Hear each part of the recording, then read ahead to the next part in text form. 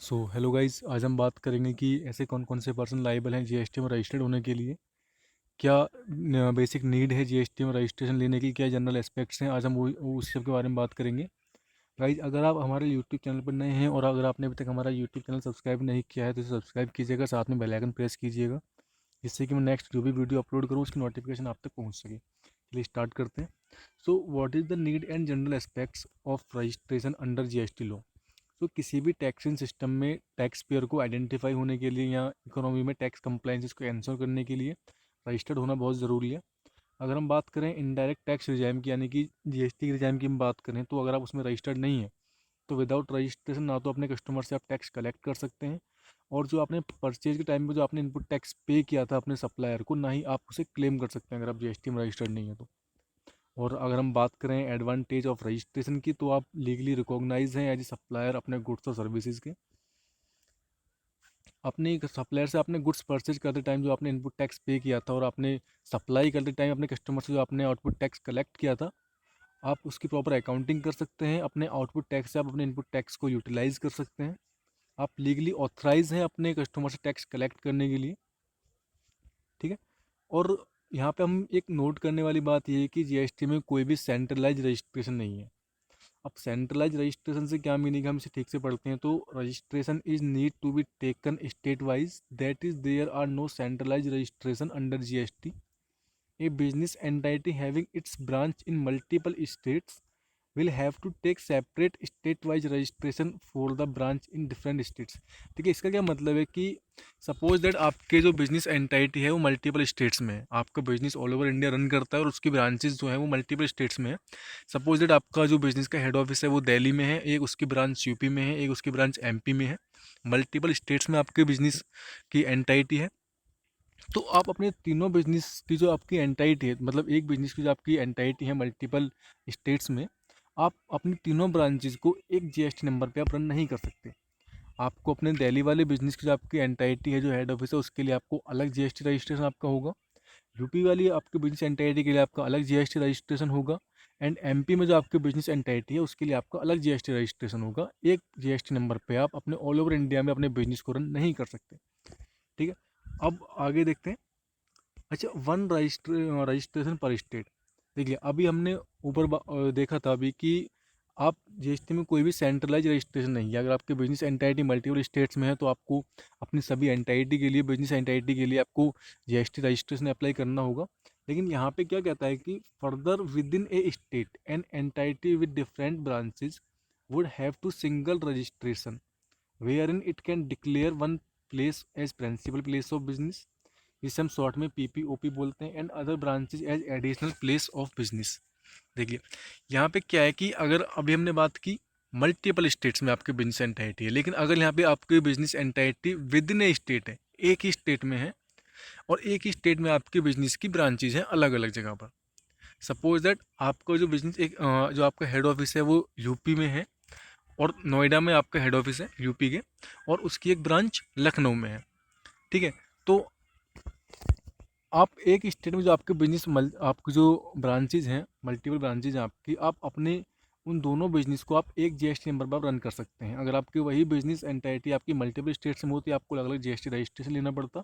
लेकिन यहाँ पे आपकी जो बिजनेस एंटाइटी है वो विद इन ए स्टेट है, आपकी अलग अलग ब्रांचेज, एक नोएडा में है, एक लखनऊ में है, आप उन दोनों को आप एक जीएसटी नंबर पर आप रन कर सकते हैं। बशर्ते आपको यहाँ पे जीएसटी रजिस्ट्रेशन में आपको मेंशन करना होगा अपना नोएडा हेड ऑफिस का, जो आपका हेड ऑफिस है नोएडा में, उसका एड्रेस आपको प्रिंसिपल प्लेस ऑफ बिजनेस में आपको मेंशन करना होगा। जो आपकी ब्रांच है लखनऊ, उसे आपको एडिशनल प्लेस ऑफ बिजनेस में आपको उसका एड्रेस मेंशन करना होगा। ठीक है। अच्छा, यहाँ पे एक चीज़ और नोट करने वाली बात यह है कि separate registration in respect of different business vertical with in state. तो ये business vertical, however a business entity having separate business vertical in a state may obtain separate registration for each of its business vertical, otherwise a given PAN based legal entity would have one registration number। देखिए, अब यहाँ पे क्या है कि आपकी business entity with in a state है, ठीक है, लेकिन जो आपकी उसकी ब्रांचेज हैं, आपकी ब्रांचेज हम नहीं यहाँ पे नहीं कहेंगे, आपकी जो एक स्टेट में आपके दो तीन बिजनेस है आपके, सपोज आपका एक बिजनेस नोएडा में है, एक लखनऊ में है, अलग इस तरीके से आपके बिजनेस है। ठीक है। लेकिन जो आपका बिजनेस वर्टिकल है वो अलग अलग है। तो आप चाहें तो अपने दोनों बिजनेस के लिए आप अलग अलग जीएसटी रजिस्ट्रेशन आप अप्लाई कर सकते हैं। अदरवाइज ये मैंडेटरी नहीं है कि आपको विद इन ए स्टेट आपके बिजनेस होने पर आपको अलग अलग जीएसटी रजिस्ट्रेशन आपको अप्लाई करना पड़े। ठीक है, आप चाहें तो आप अप्लाई कर सकते हैं। अदरवाइज अगर आपके बिजनेस वर्टिकल अलग अलग हैं तो आपको अपने जीएसटी रजिस्ट्रेशन में मेंशन करना होगा अपने बिजनेस वर्टिकल के बारे में। आप एचएसएन कोड के द्वारा आप अपना बिजनेस वर्टिकल वहाँ पे मेंशन कर सकते हैं अपने जीएसटी रजिस्ट्रेशन में। अदरवाइज आप एक जीएसटी नंबर पे अपने बिजनेस को आप रन कर सकते हैं अगर आपका विद इन स्टेट आपका बिजनेस है तो। ठीक है, अच्छा अब हम बात करते हैं who are the person liable for registration under GST law. Person liable for registration, इसकी जो डेफिनेशन दी गई है वो सेक्शन 22 में दी गई है। Every supplier liable to be registered if aggregate turnover in a financial year exist ₹40 lakh oblique 20 lakh in special category state as per section 22 under sub section 1।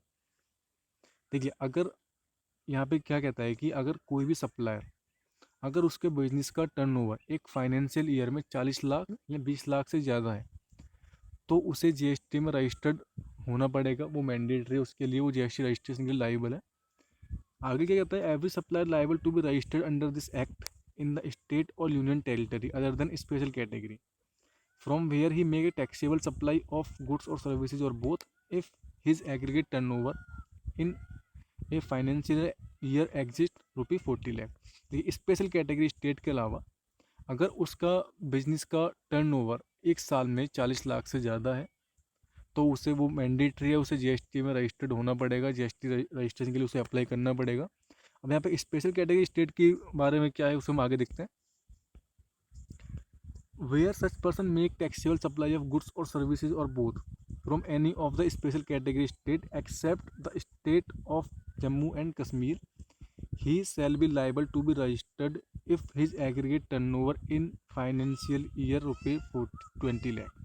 देखिए, अगर आपका बिजनेस की जो एंटाइटी है वो किसी भी स्पेशल कैटेगरी स्टेट में, आपकी बिजनेस एंटाइटी किसी भी स्पेशल कैटेगरी स्टेट में इस्टेब्लिश है और वहाँ पर जो थ्रेशोल्ड एग्जाम्पशन लिमिट दी गई है टर्नओवर के लिए, सॉरी जीएसटी रजिस्ट्रेशन के लिए, वो 20 लाख दी गई है। अगर आपका बिजनेस एंटाइटी किसी स्पेशल कैटेगरी स्टेट में है और वहाँ पर आपके बिजनेस का टर्नओवर एक साल में 20 लाख या उससे ज़्यादा है तो आप लाइबल हैं जीएसटी रजिस्ट्रेशन के लिए। अगर आपका बिजनेस एंटाइटी जो है वो किसी स्पेशल कैटेगरी स्टेट में नहीं है तो वहाँ पर आपको जो थ्रेशोल्ड लिमिट दी गई है जीएसटी रजिस्ट्रेशन के लिए वो 40 लाख दी गई है। पहले ये लिमिट 20 लाख एंड 10 लाख थी, लेकिन जीएसटी की काउंसिल मीटिंग में इस लिमिट को इंक्रीज कर दिया गया, 40 लाख 20 लाख कर दिया गया। अब वो स्पेशल कैटेगरी स्टेट कौन कौन से वो देख लेते हैं। Special category are states of Arunachal Pradesh, Assam, Manipur, Meghalaya, Mizoram, Nagaland, Sikkim, Tripura, Himachal Pradesh and Uttarakhand. अगर आपकी बिजनेस एंटाइटी इन स्टेट्स में से किसी भी एक स्टेट में इस्टेब्लिश है तो अगर वहाँ पर आपका जो टर्नओवर है वो एक साल में 20 लाख या उससे ज़्यादा है तो आप लायबल हैं जीएसटी रजिस्ट्रेशन के लिए। अगर आपका जो बिजनेस एंटाइटी है वो इन स्टेट्स में इस्टेब्लिश नहीं है तो आपको, और वहाँ पर आपका बिजनेस का टर्नओवर एक साल में 40 लाख या उससे ज़्यादा है तो आप जीएसटी रजिस्ट्रेशन के लिए अब लायबल हैं। आगे देखते हैं। अच्छा, तो इस तरह जो थ्रेशोल्ड लिमिट दी गई है रजिस्ट्रेशन की वो 40 लाख और 20 लाख दी गई है। अच्छा, यहाँ पे एक बात नोट करने वाली बात ये है कि it must be noted that if a person having place of business in different states across India has one branch in any of the special category state, the threshold limit of GST registration will be reduced to 20 lakh. देखिए, यहाँ पे क्या कह रहा है कि suppose that आपका एक ब्रांचेज ऑल ओवर इंडिया किसी भी स्टेट में है और आपके दूसरी ब्रांचेज किसी एक स्पेशल कैटेगरी स्टेट में है तो आपकी जो थ्रेशोल्ड लिमिट जो आपकी 40 लाख थी वो रिड्यूस होकर 20 लाख हो जाएगी अगर आपकी एक ब्रांच कोई भी स्पेशल कैटेगरी स्टेट में इस्टेब्लिश है तो। और आपको 20 लाख के टर्नओवर को आपको एक फाइनेंशियल ईयर में क्रॉस करने पर आपको आप जीएसटी रजिस्ट्रेशन के लिए लायबल हैं, आपको जीएसटी रजिस्ट्रेशन लेना पड़ेगा। ठीक है, होप गाइस वीडियो आपको समझ आई होगी, अच्छी लगी होगी। अगर आपको वीडियो अच्छी लगी हो तो इसे शेयर कीजिएगा, लाइक कीजिएगा, चैनल को सब्सक्राइब कीजिएगा।